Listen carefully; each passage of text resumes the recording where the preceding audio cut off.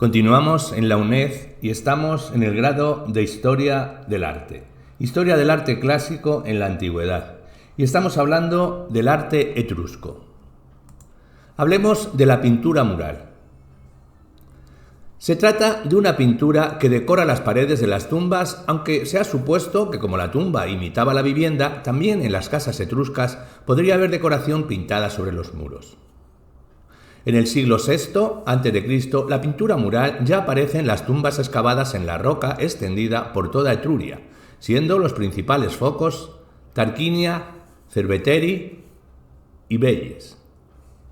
Algunos investigadores han sugerido la idea de que las escenas de pintura mural pudieran estar inspiradas en los motivos pintados de los vasos griegos importados. Las pinturas etruscas ofrecen un variado e intenso colorido, amarillo, rojo, verde, azul, negro, y muestran tanto temas de vida cotidiana, como son escenas de naturaleza, de caza, banquetes o jóvenes bañándose en el mar, como escenas rituales o funerarias, banquetes de honor al difunto, procesiones con séquito de músicos, juegos fúnebres como carreras, escenas de lucha deportiva o combate sangriento, quizás antecedentes de los espectáculos de gladiadores romanos. Los etruscos decoran sus tumbas con extraordinarias pinturas de vivos colores, y esas pinturas muestran escenas de la vida diaria o escenas relacionadas con el entierro, como banquetes o escenas deportivas en recuerdo de la persona fallecida. Los primeros restos los hallamos, lógicamente, en el interior de un enterramiento, en la tumba de los ánades. Sobre el 650, vemos una hilera de estas aves de factura geométrica. Y será en el siglo siguiente cuando, con la influencia de los artistas jonios asentados en algunas ciudades costeras, donde se desarrolle la pintura mural. Los restos más destacados proceden de Tarquinia, y parece ser que nos encontramos ante artistas griegos que recurren a la iconografía etrusca con profusión de temas festivos presentados siempre en escenas insertas entre bandas horizontales de colores. Por ejemplo, en la tumba de los leones aparecen escenas de baile, mientras que en la tumba de los augures, los invitados al funeral contemplan escenas de lucha griega entre atletas y animales. En la tumba de los malabaristas, un cómico lanza bolas hacia una bailarina. Y en la tumba de la caza y de la pesca se conserva la única escena de paisaje conservado. Lo más destacado de estos conjuntos es la diversidad de temas y representaciones que no se repiten. El cambio del siglo V se refleja en la pintura. Son ahora más presentes las influencias áticas y aunque existen representaciones en otras ciudades, siguen siendo las de Tarquinia las más representativas. En la tumba del triclinio, las figuras son claramente herencia de la factura griega, aunque el lujo y la plasticidad de sus danzarines, en posiciones imposibles, remite a Etruria. En la tumba de los leopardos y la tumba de las vigas se aprecia la gran factura técnica de sus pinturas, pero se evidencia ya un cierto repetimiento sistemático de la misma escena del banquete en el muro final y de baile en los laterales. El periodo etrusco italiano da a la plástica mural unas características más propias y personales, sin olvidarse lo aprendido del arte griego.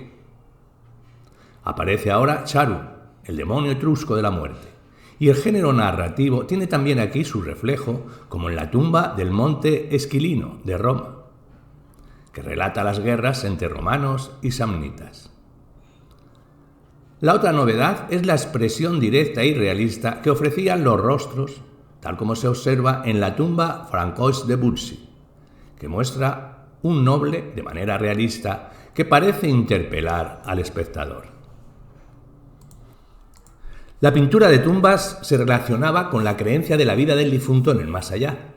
Se pensaba que el difunto seguía viviendo en su tumba y por esa razón se trataba de recrear un ambiente similar al doméstico.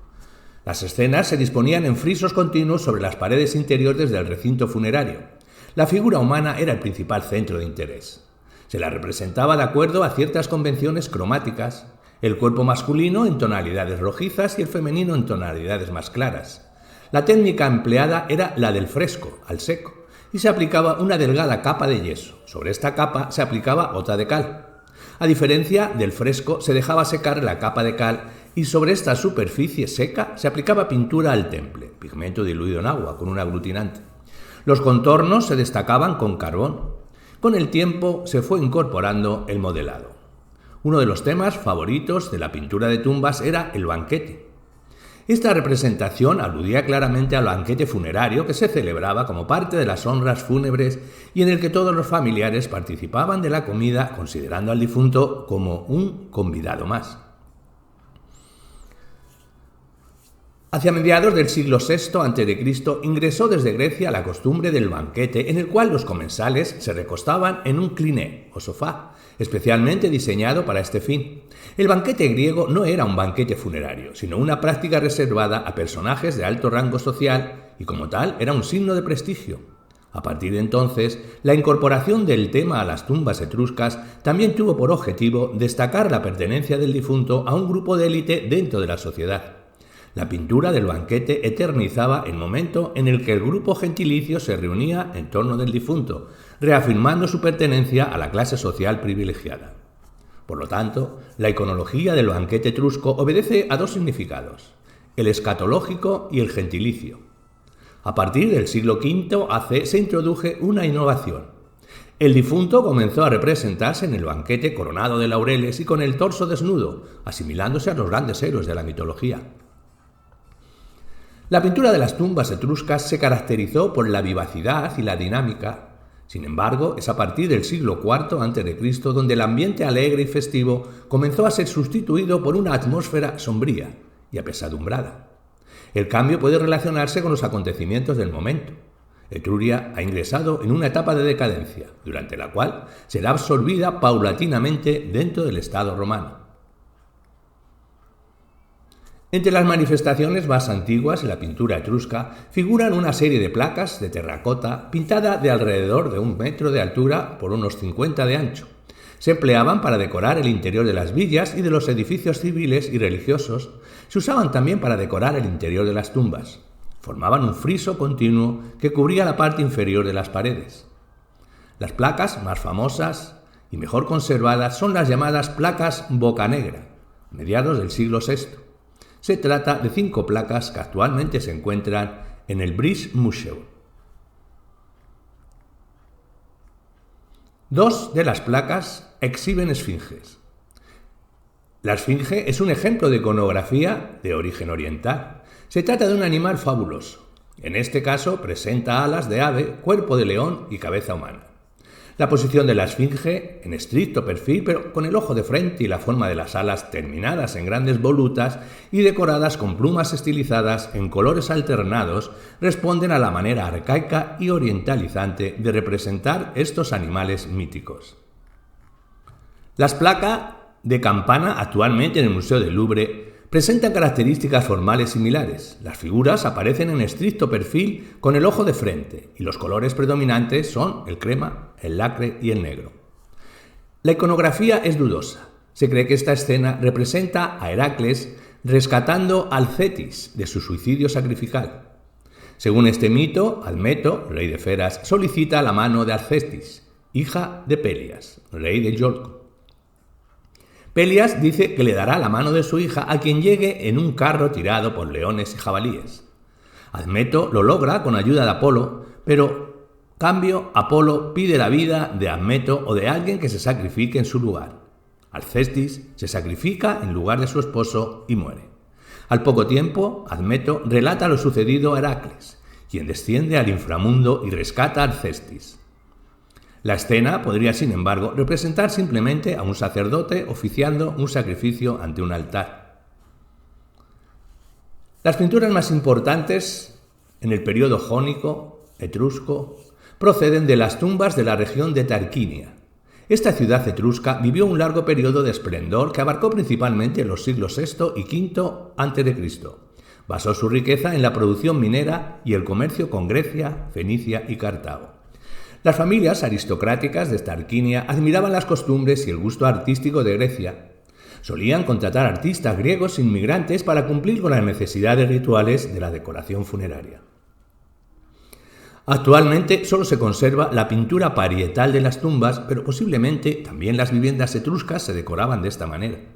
Y entre las pinturas más representativas de la época se encuentran las que decoraban la tumba de los toros, la tumba de los leones, la tumba de los augures y la tumba de la caza y de la pesca. El tema de la muerte heroica era frecuente en la decoración de las tumbas de la aristocracia etrusca. Por otra parte, el viaje a caballo podría ser una representación simbólica de la transferencia liminal hacia otro mundo. La danza y la música formaban parte del ritual funerario. En la imagen hay una bailarina que representaba de forma dinámica y vivaz. Se ha usado la convención de coloración clara para la piel femenina. Los contornos se han delineado de rojo. El color se ha aplicado de forma plana y pareja, sin matices. Predominan las líneas curvas y las direcciones oblicuas. Las puntas elevadas del manto contribuyen a la sensación de movimiento. La bailarina usa el gorro característico de origen jónico denominado tutulus, un chitón de mangas cortas, una túnica azul y típicos zapatos en punta. Se ha representado según el uso arcaico con la cabeza y las piernas de perfil y con el tronco de frente. La pintura de la imagen muestra una pareja de bailarines. Reconocemos que se trata de un hombre y de una mujer por la convención de colores. La mujer se representa con la piel de color rosado y contornos rojizos. El varón se representa con la piel marrón rojiza y los contornos negros. La bailarina usa una túnica semitransparente y el varón se encuentra desnudo. El color es plano y uniforme. Los contornos son sinuosos, dinámicos y ondulantes. Los pies se despegan del piso para comunicar la sensación de la danza y del movimiento. Si bien se sigue la convención arcaica, miembros y rostro de perfil, tronco de frente, no hay rigidez. Los bailarines enfrentados realizan movimientos similares, repitiendo los mismos gestos. La mujer sostiene castañuelas en sus manos y realiza un gesto contra el mal, un signo de buena suerte, con su mano izquierda. Dentro del arte etrusco podemos nombrar un periodo distinto desde la cultura de Villanova hasta el periodo helenístico. De la cultura de Villanova, en los siglos X al VIII a.C., el periodo orientalizante del siglo VII al VI, el periodo jónico-etrusco del 540 al 490, la segunda mitad del siglo VI, hay un periodo severo del 490 al 420 a.C., y hay un periodo clásico del 420 al 330, siglo IV a.C., y el periodo helenístico, del 330 a finales del segundo a.C. Es durante la época clásica del 420 al 330 donde se observan cambios importantes en la representación. Se introducen ciertas innovaciones como el modelado en los objetos y en la figura humana y se difunde el uso del escorzo. En este momento, Etruria ingresa en una etapa de permanentes conflictos con Roma y pierde poder sobre los territorios itálico y sobre el Mediterráneo. Esta situación se traduce en la pintura. Las representaciones pierden la dinámica y la vivacidad que caracterizaron a las etapas anteriores. La temática se amplía introduciendo numerosos episodios de la mitología griega. El banquete se sigue representando, pero pierde el vigor y la alegría de las antiguas imágenes. La concepción de la muerte se vuelve más pesimista. Las alusiones al inframundo son frecuentes.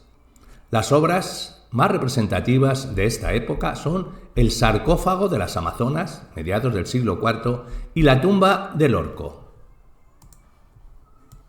El sarcófago de las Amazonas es de mediados del siglo IV a.C. Es de alabastro calcáreo, decorado con témpera aplicada sobre una base de etrusco. Recibe su nombre de las escenas de la Amazonomaquia, que se representan en sus cuatro lados. La caja cuadrangular fue tallada en un único bloque de alabastro, y sobre ella se apoya una tapa en forma de techo a dos aguas. Se trata probablemente de un objeto de origen griego, terminado en Etruria por escultores y pintores de la región. La tapa tiene forma de techo a dos cargas sostenido por cuatro pilastras simuladas, pintadas en las cuatro esquinas de la caja inferior. En los dos frontones triangulares de los lados cortos se ha tallado en relieve el mito de Acteón, despedazado por perros y flanqueado por dos cabezas femeninas. En la siguiente imagen podemos ver la tumba del Orco, o la tumba del Ogro, 370 al 350 a.C. La tumba perteneció a dos poderosas familias de Tarquinia y está formada por dos cámaras pintadas en dos momentos diferentes. La más antigua fue decorada hacia el 370 al 50 a.C. En esta cámara se representa un banquete fúnebre del cual participa la difunta de nombre Belia. La difunta se encuentra ricamente vestida y enjollada para mostrar su rango social y frente a ella se encuentra Coronte, el barquero que lleva las almas al inframundo. De la época helenística del 330 a finales del siglo II es la tumba de los escudos. En la imagen vemos el interior.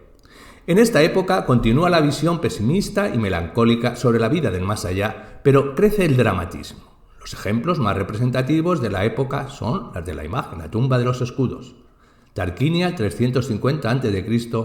y la tumba Francois.